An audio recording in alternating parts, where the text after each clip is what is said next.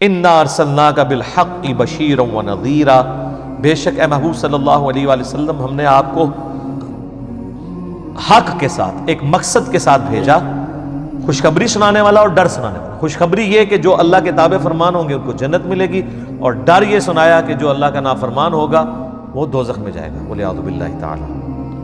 وَلَا تُسْأَلُ عَنْ أَصْحَابِ الْجَحِيمِ، اور اے نبی علیہ السلام آپ سے ہم نہیں پوچھیں گے کہ لوگ دوزخ میں کیوں گئے، دوزخیوں کے بارے میں آپ سے سوال نہیں ہوگا۔ یہ حضور علیہ السلام کو تسلی دی جا رہی ہے، آپ اتنی محنت کرتے تھے اس کے باوجود لوگ حق قبول نہیں کرتے تھے۔ مکے کے 13 سال کی محنت میں صرف 125 بندے مسلمان ہوئے ہیں، اور 2/3 قرآن نازل ہو چکا۔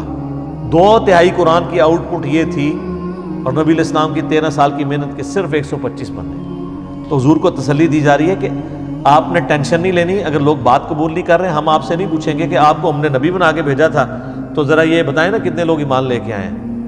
یہ آپ کی ذمہ داری نہیں ہے، آپ کا کام صرف دعوت دینا ہے۔ وہ تو بخاری میں آتا ہے قیامت الدن بعض انبیاء اس حال میں آئیں گے، کسی کے ساتھ 4 امتی، کسی کے ساتھ 3، کسی کے ساتھ 2، کسی کے ساتھ 1، کسی کے ساتھ 1 بھی نہیں ہوگا جو وقت کے پیغمبر پہ ایمان لایا ہو۔ تو کیا نبی ناکام ہو گئے؟ نہیں۔ تو اللہ کے نزدیک کوانٹٹی کوئی اہمیت نہیں رکھتی ہے، اللہ کے نزدیک کوالٹی کی اہمیت ہے۔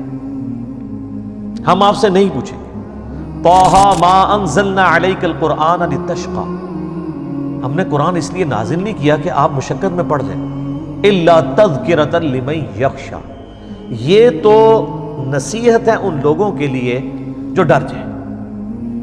فذکر بالقرآن من یخاف وعید، اے نبی علیہ السلام قرآن کے ذریعے آپ ان کو نصیحت کریں جو اللہ کی دھمکی سے ڈرتا ہے۔ سَيَذَّكَّرُ مَن يَخْشَىٰ، اے نبی آپ نصیحت اس کو کریں جو ڈرتا ہے۔ وَيَتَجَنَّبُهَا الْأَشْقَىٰ، اور جو بدبخت ہو چکا ہے بات نہ مان کے اس کو اس کے حال پہ چھوڑ دیں۔ الَّذِي يَصْلَى النَّارَ الْكُبْرىٰ، اس کو ہم بڑی آگ کے اوپر پیش کریں گے۔ ثُمَّ لَا يَمُوتُ فِيهَا وَلَا يَحْيَىٰ، پھر اس آگ میں نہ وہ زندوں میں ہوگا نہ مردوں میں۔ قد افلح من تزکا، بے شک کامیاب تو وہ ہوا جس نے اپنے نفس کی اصلاح کر لی۔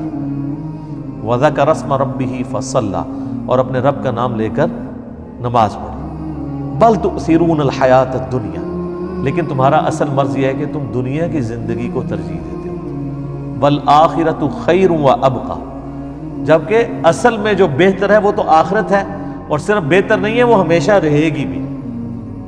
دنیا کے برابر بھی ہوتی تب بھی وہ بہتر ہوتی، کیونکہ وہ ہمیشہ کے لیے دنیا عارضی ہے۔ اللہ فرما رہا ہے دنیا سے وہ بہتر اس اعتبار سے بھی ہے کہ وہ ہمیشہ کے لیے ہے، اور دوسرے اعتبار سے بھی بہتر۔ ان ھذا لفی الصحف الاولی، یہی ایک کانٹے کی بات تھی جو اگلے صحائف کے اندر نقل ہوئی تھی۔ صحف ابراہیم و موسیٰ، چاہے وہ ابراہیم علیہ السلام کے صحائف ہوں یا موسیٰ علیہ السلام کے صحائف، تمام الہامی کتابوں کی دعوت کا خلاصہ یہ ہے کہ دنیا کی زندگی عارضی ہے، اصل زندگی آخرت کی ہے۔ اپنے رب کو مرنے سے پہلے رسپانس کر لو۔ کسی کو تم نے عرض کیا ہے کہ مرنے سے پہلے اے مسلمان کر لے اس پہ غور، کتابوں کا خدا اور ہے، بابوں کا خدا اور ہمیں کتابوں کی پیروی کا حکم تھا۔ سورہ بقرہ کے سٹارٹ میں جو اللہ نے حضرت آدم علیہ السلام کو اتارا ہے تو کیا فرمایا؟ قُلْ اهْبِطُوا مِنْهَا جَمِيعًا، اے آدم اور اس کی ہونے والی ساری قیامت تک کی اولاد تمہیں ہم زمین پہ اتار دیں، اتر جاؤ۔ فَإِمَّا يَأْتِيَنَّكُم مِّنِّي هُدًى، اب یاد رکھنا جب کبھی کوئی ہدایت کی کتاب تمہارے پاس آئی نا، فَمَن تَبِعَ هُدَايَا فَلَا خَوْفٌ عَلَيْهِمْ وَلَا هُمْ يَحْزَنُونَ، تو جو اس کتاب کی پیروی کرے گا اسے نہ کوئی خوف ہوگا نہ کوئی غم ہوگا۔ وَالَّذِينَ كَفَرُوا وَكَذَّبُوا بِآيَاتِنَا، اور جو لوگ ہماری آیات کا کفر کریں گے اور اس کا انکار کریں گے اور اس کو جھٹلا دیں گے، اولئک اصحاب النار ہم فیہا خالدون، ایسے ہوں گے دوزخی اور رہیں گے اس میں ہمیشہ ہمیشہ۔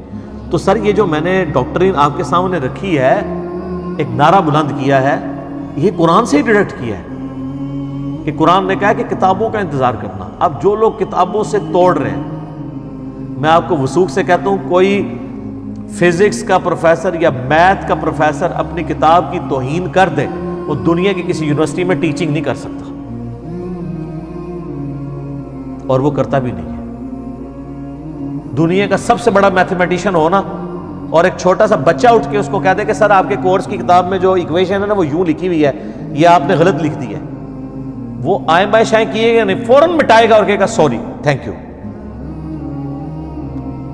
اور اگر کوئی عالم دین غلط تقریر کر رہا ہو، قرآن کے خلاف عقائد بتا رہا ہو، بخاری مسلم کے خلاف نظریات بتا رہا ہو، یہ بھی تو اس کی بھی تو ٹیکسٹ کتابیں تھیں نا سر، یہ کوئی انگریزوں نے تو نہیں کتابیں لکھی، یہ لادہ بات ہے کہ آپ کے بزرگوں نے چھاپی نہیں، ان کو توفیق نہیں ہوئی، انگریزوں کے پرنٹنگ پریس پہ چھپی ہوئی ہے، ان پہ ہوتا تو آج بخاری آپ کے ہاتھ میں بھی نہ ہوتی، کتنے کاتب بھرتی کرتے، یہ بھی صدقہ جاریہ ان کے لیے ہی ہے، اگر زندہ ہے تو اللہ اس کے بدلے ان کو ایمان کی دولت دے، مرے وہ کے لیے تو دعا آپ نہیں کر سکتے۔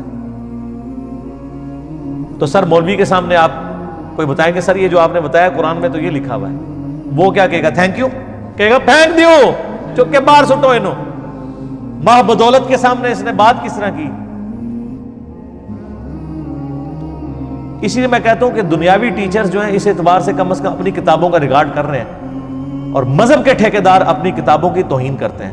تو اب اس کا منطقی انجام ہے کہ جن کتابوں کی بنیاد پہ یہ ہم سے عزت اویل کر رہے تھے، آپ علماء کی عزت کیوں کرتے ہیں؟ کتابیں پیے ہوئے ہیں، اور اگر وہ کتابوں کے دشمن ہیں تو ایسے علماء عزت کے قابل ہیں یا ان کے ساتھ کیا کیا جائے؟